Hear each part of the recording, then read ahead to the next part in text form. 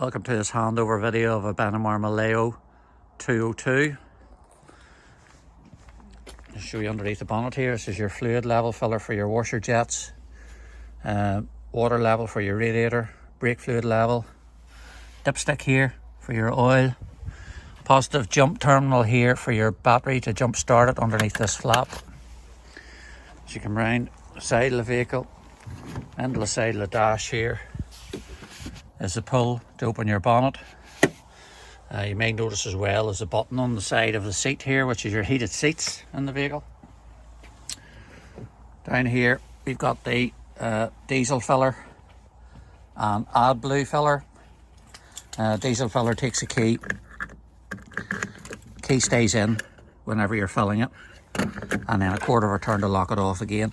AdBlue will tell you in the dash whenever it needs refilled.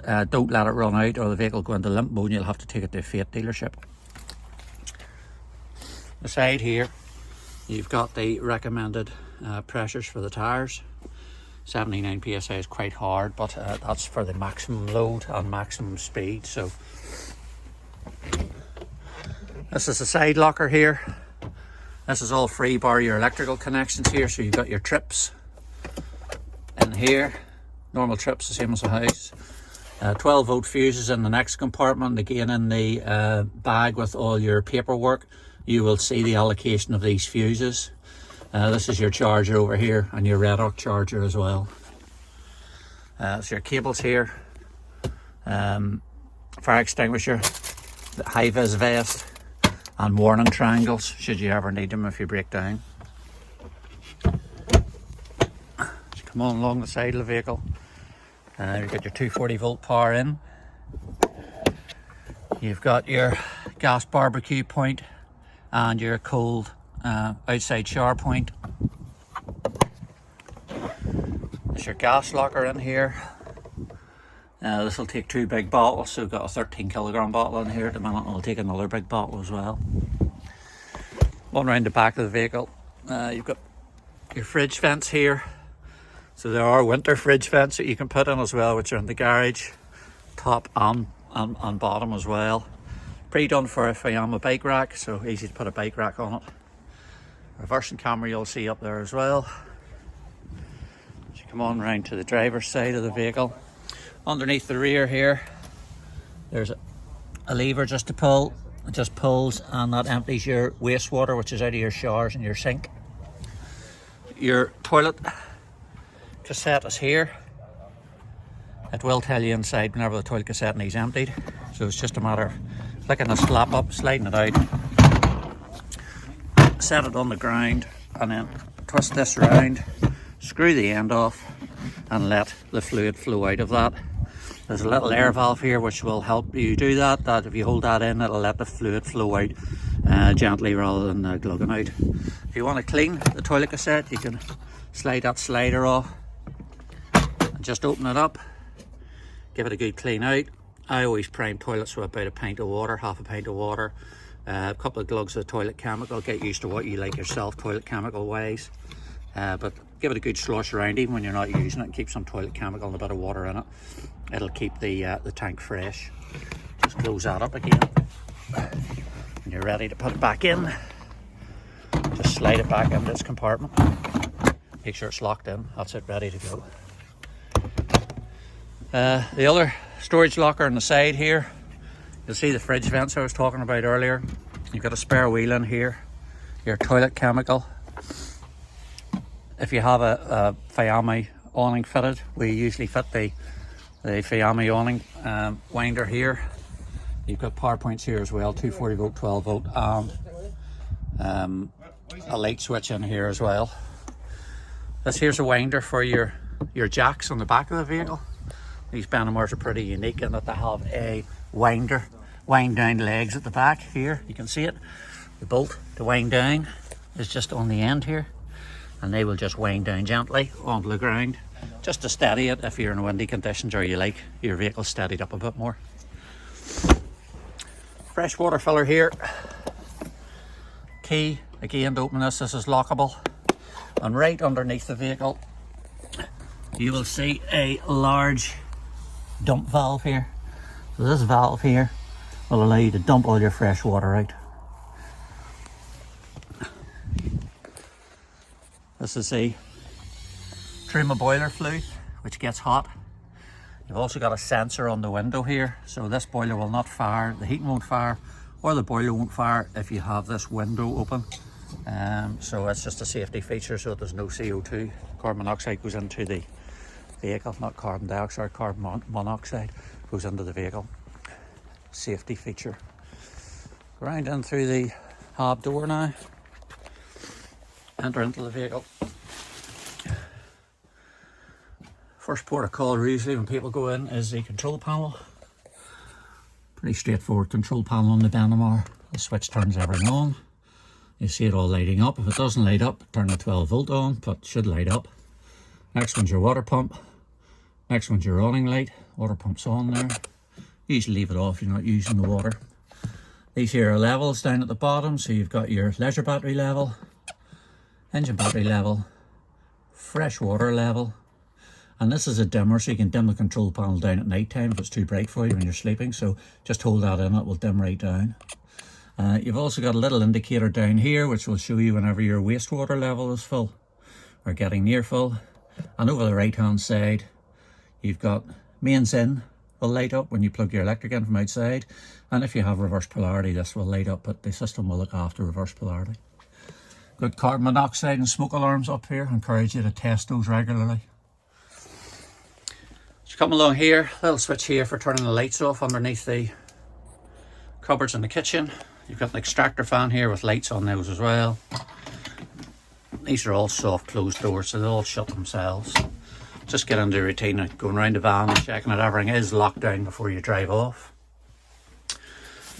Your oven. Again, you've automatic sparkers on this, but your control panel must be turned on, but your sparker's there.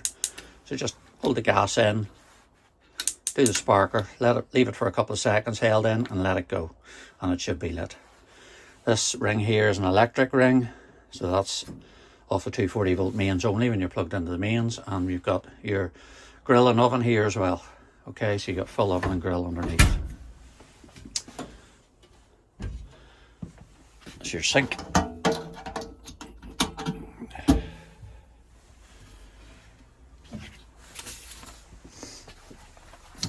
Come around the back of the vehicle here, you've got 12 volt and 240 volt plugs down here. You've also got another two 240 volt plugs here in the kitchen.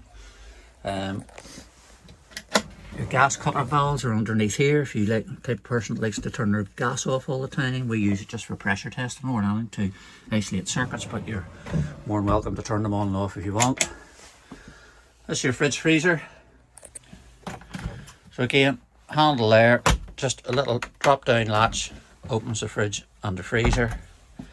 You've got a latch at the bottom here for driving, so I'd encourage you to use that if you've got anything heavy on this door here and you braked hard, it could open on you, so use that when you're driving. Again, easy operation of the fridge freezer. Hold it in to turn it on. This button selects the power mode.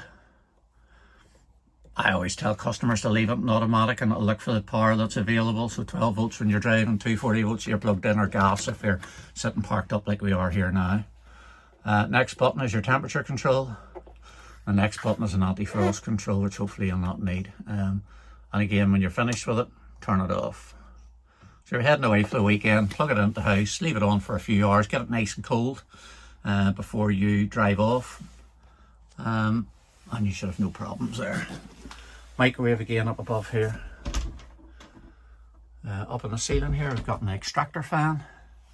So you open it up with this boil here, just twist it round, open it up, and you can turn it on and off here and have it extracting air out or blowing air in at different rates.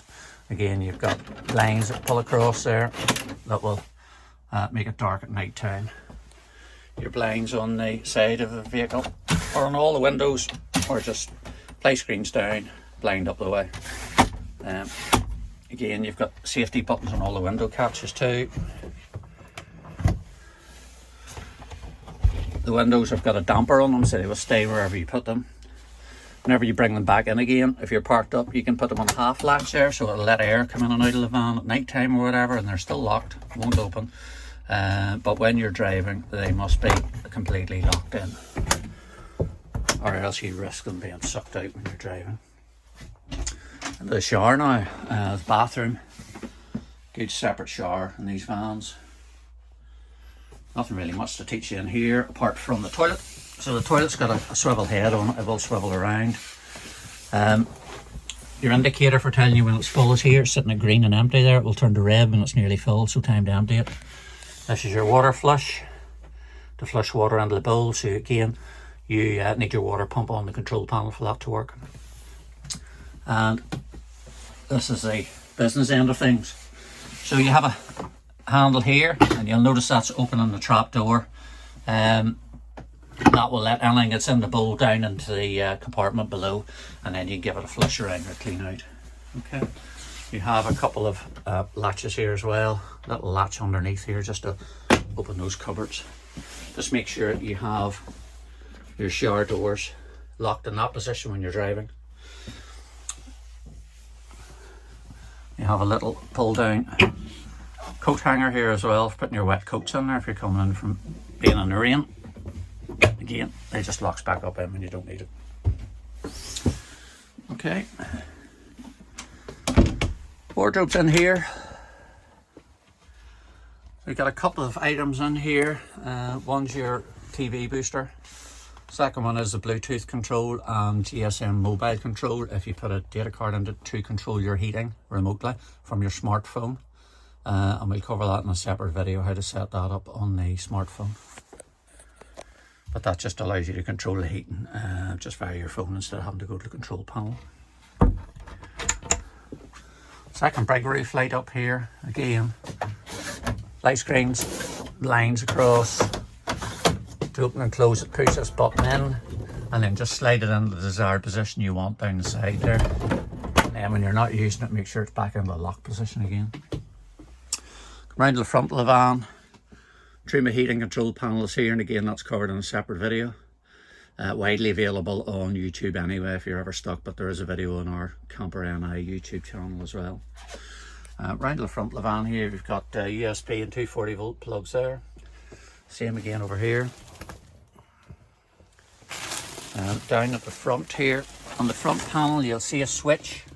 That is your heated waste tank, so if you're skiing or out in very cold weather, you can turn the internal heater on in your waste tank so your waste tank doesn't freeze. Back to your beds now. So we've got a very flexible table here that'll spin around, and it's done by virtue of this handle here. You squeeze it up and that unlocks it and allows you to spin it, move it about on its axis or whatever. Down below here we've got an electric feature on this, so whenever you need to drop the table down, it will go up and down on the button, and you use that there at night time. So at night time you bring that table into the central position here, drop it right down, drop these cushions on the back down as well, these ones here, and then that will allow you to drop your electric bed right down. I'll bring it down halfway here at the minute just to show you. So that's at halfway down. If you drop these cushions out that are round the periphery of the bed down on the floor, it'll allow you to take that bed right down. Bed will take 230 kilograms. Can be stopped at any height and used at any height. So if you've got grandchildren with you, whatever, you can leave it away up here, put the grandkids away to bed, and you can still have use underneath. Got full safety nets right round it as well, and they clip up to these various clipping points on the roof. So if you have children up there or whatever, they're going to be safe. Right round the far side too there. Okay, so you got safety net right the whole way round. It's designed to leave your quilt on. Can be stopped at any height, but it is set to stop at a certain height, but there'll be room there to leave your quilt on, probably not room to leave your pillows on, so lift your pillows out, but we've got quite a bit of room there. But again, we can adjust this for you if you want. For very tall people we can get a little bit closer. Your choice really. We speaker on the roof here off your radio on the front as well. You've got swivel seats on the front here, easily swiveled. Pull this handle towards you like that and the seat will swivel round. Okay, and they'll come right round. Same with the passenger seat as well. Underneath your passenger seat you've got your leisure battery. That's pre-wired again if you want a second leisure battery underneath the driver's seat, so if you need that, please ask and we can install a second battery for you. Again, the Fate dashboard here, we cover that in a separate video. This has got sat-nav, Bluetooth, reverse camera, all built into the head unit, aircon and cruise control, but we cover that in a separate video for you. Coming up into the front of the van here, got a really bright, large skylight. Again, safety buttons. To open that, push the button in, swing it round. Same with this one. Same with this one. And it is a crank up version to crank it up. Good idea always to keep these here nice and moist with silicone spray if you can. Stops the screen sticking to it in warm weather and will ease the operation of it as well. So whenever you're driving it, obviously must be down, but when you're parked up, want a bit of ventilation, crank it up and just pop it back in like that, and then make sure all your locks are locked again. Blind and fly screen on this as well, so pull it the whole way up when you want your blind and fly screen. And again round the front, blinds, pull across, you notch out and come round like that, and they're magnetically attracted to the other blind when you pull it across as well. Side screens, again another blind, push it in. Just keep it nice and square to the bottom edge when you're pulling it across, because it will come across nice and gently then. They're not really heavy duty on these blinds. They're industry standard blinds that are fitted to all motorhomes, so they're made by Remus. You'll find them in most motorhomes, so just be gentle with them and just keep it nice and square again when you're bringing them back. And they will clip straight back in again. Okay. One last thing to show you on the vehicle is the dump valve for the boiler. Very important. Just move the table out of the way. So your boiler is actually underneath here. Let's just lift these cushions out. Your boiler is in here. That's your trim of boilers. That does your hot water and your heating. Your dump valve location is in here, in this little panel. That's this thing down here with the blue on it here. So that is in the dump position now. You can hear the water flowing out. When you want to prime it again, you flick it round to that position, and there's a little blue button down the front. Push it in as well. So this is in the prime position. That way there is in the dump position, but to prime it again you must put it back into that position, and remember to push that blue button down this front edge here. If you don't do that, the water, whenever you turn your water pump on, it'll just pump all the water out onto the ground. This little insert here, got two latches on it underneath for dropping. It's not going to let me do it because I need two hands to do it. It drops down basically to allow the second person, when they're sitting on the seats here with the seat belts, to get their legs in there. So that's the idea of that, but whenever you pull it up again, it'll just lock into position again. Okay, I think that about finishes the presentation. Thank you very much, and I hope you enjoy your new motorhome.